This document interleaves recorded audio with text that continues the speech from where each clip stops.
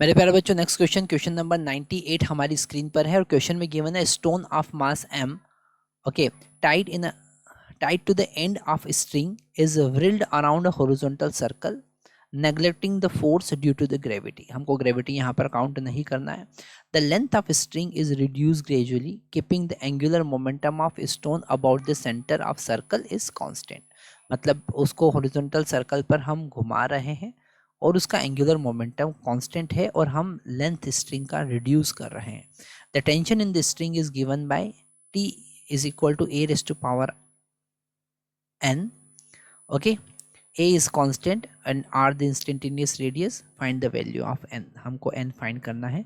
यहाँ पर अगर हम देखें तो इसका जो रेडियस है वो कंटिन्यूसली डिक्रीज हो रहा है और रेडियस डिक्रीज हो रहा है. तो यहाँ पर उन्होंने कहा है कि एंगुलर मोमेंटम कांस्टेंट है. Okay, the length of string okay is reduce gradually. धीरे धीरे उसका लेंथ हम डिक्रीज कर रहे हैं. ओके, तो हमको यहाँ पर n का वैल्यू फाइंड करना है.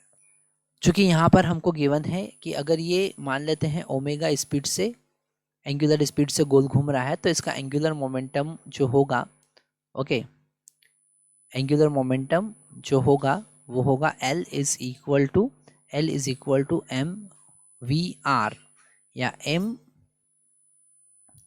r square into omega.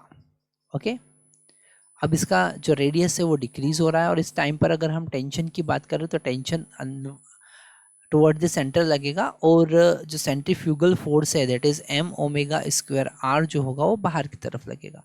तो टेंशन की अगर हम बात करें तो m ओमेगा स्क्वायर r होगा. अगर यहाँ से ओमेगा का वैल्यू हम निकालते हैं तो हमको मिलेगा L divided by m r square. Okay, और इसका वैल्यू यहाँ पर पुट करते हैं हम क्योंकि यहाँ पर L कांस्टेंट है. तो T इज इक्वल टू, यहाँ पर m कांस्टेंट है, r का ओमेगा का वैल्यू हम रखते हैं L divided by m r square और इसका स्क्वायर हम करेंगे इंटू r. तो यहाँ पर tension T is equal to हमको मिला m L square divided by m square into r raised to power -3. बाकी सारी चीज़ें कांस्टेंट है, हम लिख सकते हैं t is directly proportional to r raised to power -3. तो n का वैल्यू हमारे पास में आया -3. ओके, तो यहाँ पर थोड़े से लॉजिक लगाकर आप क्वेश्चन को सॉल्व कर सकते हैं जिसमें रोटेशनल मोशन के यही कॉन्सेप्ट बड़े इंपॉर्टेंट होते हैं. हमको यहाँ पर ये समझ में नहीं आता है कि कौन सा कॉन्सेप्ट हमें यहाँ पर यूज़ करना है और वो प्रैक्टिस से ही समझ में आएगा.